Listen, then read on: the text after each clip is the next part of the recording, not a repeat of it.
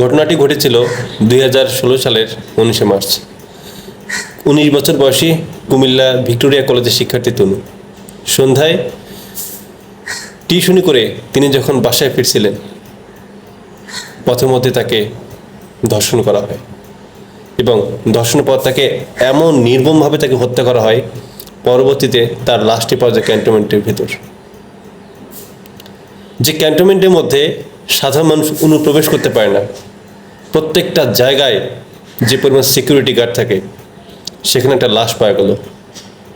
আপনি বলতে পারবেন যে এটা বাইরের কোনো মানুষের কাজ? এটা বোঝার জন্য তো ভাই রকেট সায়েন্টিস্ট হওয়া লাগবে না, এটার জন্য তো আর অক্সফোর্ড হার্ভার্ড থেকে সায়েন্স নিয়ে পড়লে হবে না। বোঝা যাচ্ছে যে এটা কুমিল্লা ক্যান্টনমেন্টের সেনা সদস্য দ্বারাই এই ঘটনা ঘটেছে। ইভেন তনুর মা সাক্ষাৎকার দিয়েছে যে সেনাবাহিনীর ঊর্ধ্বতন কর্মকর্তাদের দ্বারাই এরকম একটা ঘটনা ঘটেছিল। তার বিচার কোথায়? বাংলাদেশের সিভিল সোসাইটির, বাংলাদেশের অফিসার না, বাংলাদেশের উচ্চ পদমর্যাদা সম্পূর্ণ সেনাবাহিনী অফিসারদের দ্বারা যখন এরকম একটা ঘটনা সংঘটিত হয়, উচিত ছিল যত দ্রুত সম্ভব এই বিচার কার্যক্রম সম্পূর্ণ করা, কিন্তু হয়নি। 2016 সাল আর এখন 2025 সাল, 9টা বছর কেটে গেছে, কোনো তদন্ত হয়নি। কেন তদন্ত হয়নি? কারণ তারা ছিল ফ্যাসিস্ট হাসিনার দালাল। এই সেনাবাহিনীরাই কিন্তু এই শেখ হাসিনাকে টিকিয়ে রাখছে, এই জন্যই শেখ হাসিনা তাদের বিনিময়ে তাদের কোনো বিচার করেনি। সেই শাহবাগেরা কই ছিল? এইভাবে বলতে গেলে ফ্যাসিস্ট হাসিনার দোসর প্রশাসন, পুলিশ, ছাত্রলীগ কত নারীকে যে ধর্ষণ করেছে তার কোনো ঠিক নেই। এই ওসি প্রদীপ, সে কত মুসলিম মেয়েকে ধর্ষণ করেছে। শাহবাগীদের মুখে একটা কোনো কথা আছে? বিভিন্ন বিশ্ববিদ্যালয় ক্যাম্পাসে ছাত্রলীগ ধর্ষণ হত্যায় যখন মেতেছিল, শাহবাগীরা কই ছিল? মুনিয়া হত্যাকাণ্ড হয়েছে এবং এই মুনিয়া হত্যার সাথে সরাসরিভাবে যেহেতু আনভির, সে আনভির কোথায়? সে বাংলাদেশ জুয়েলারি অ্যাসোসিয়েশন এখন সভাপতি, তার পুরস্কার, তার বিরুদ্ধে শাহবাগের কোনো কথা নেই। অবাক হয়ে যায়, তাই না?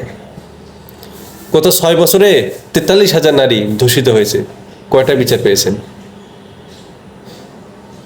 আর শাহবাগীরা এখন নিজেদেরকে খুব দেশপ্রেমী দেখাচ্ছে, খুব নারীবাদীরা দেখাচ্ছে।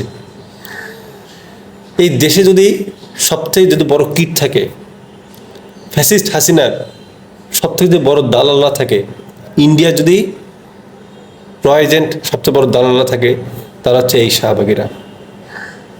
এই শাহবাগীদের ন্যূনতম কোনো সেন্স নেই এবং এই শাহবাগীরা ন্যূনতম কোনো দেশপ্রেম নেই।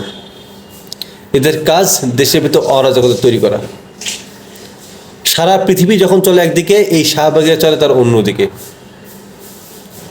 সারা পৃথিবী একদিকে প্রত্যেকটা দেশ পরাশক্তি হয় তাদের শিক্ষা, স্বাস্থ্যসেবা, তার রকেট প্রযুক্তির সাহায্যে, আর আমাদের এই শাহবাগীরা তখন ফানুস উড়ায়, তখন বিভিন্ন ছবি টবি বানিয়ে, মূর্তি বানিয়ে এরা উদযাপন করে মঙ্গল শোভাযাত্রা। তো এদের সেন্সটা কতটুকু এবং এদের সেন্স এরা আসলে স্বাভাবিক পর্যায়ে মানুষ কিনা আমার যথেষ্ট সন্দেহ আছে। এই শাহবাগের সঙ্গে কতজন? 100, 200, 300, 500, 1000? কই? এদের বিরুদ্ধে কেন আমরা অ্যাকশন নিতে পারি না? এদের শক্তির উৎসটা কোথায়? সব থেকে যদি উদ্ভট টাইপের, সবচেয়ে যদি মস্তিষ্কবিহীন যদি কালপ্রিট মানুষ জন্তু থাকে, তার হচ্ছে এই শাহবাগী। এই শাহবাগীদের 2-1 দিন ধোলাই দেন, 2-1 দিন ইচ্ছা মতো দৌড়ানি দেন, দেখবেন এই শালারা পরের দিন থেকে আর আসবে না। তো সাহস পায় কই থেকে? এদের শক্তি উৎসটা কোথায়? ইতিমধ্যে জানা গেছে যে ভারত থেকে নাকি এরা টাকা পাচ্ছে। তো ভারত থেকে টাকা পাচ্ছে, আমাদের গোয়েন্দা বিভাগ কি করে? গোয়েন্দা বিভাগের মধ্যে যথেষ্ট এখনো আওয়ামী লীগ দূষণা রয়েছে। তাই আমি সাধারণ জনগণকে বলতে চাই যে এই শাহবাগের হচ্ছে নব্য ফ্যাসিবাদের দালাল। এই শাহবাগীরা হচ্ছে দেশের জন্য এক একটা কীট, বোঝা। এদেরকে অবিলম্বে দূর করতে না পারলে দেশের অবস্থা আরো ক্ষতিকর হয়ে যাবে। এরা দেশকে অস্থিতিশীলতা করার জন্য বিভিন্ন পরিকল্পনা গ্রহণ করতেছে। আসুন আপনি আমি সকলে মিলে এই শাহবাগীদের দাবরানি দেওয়ার কর্মসূচি গ্রহণ করি। এরা নারীবাদীরা দেখায় না, এরা নারীদের অধিকারের কথা বলে না, এরা পুরোপুরি বানোয়াট। এই শালারা এরা নিজেরাই এসব কাণ্ড ঘটিয়ে সাধারণ জনগণের উপর দোষ চাপিয়ে দেশটাকে ধ্বংসের পায়তারা করতেছে। হাসু আপা নাই তো খুব কষ্ট, তাই না? কষ্ট তোমার পুনদের ভিতরে ঢুকে দেওয়া হবে।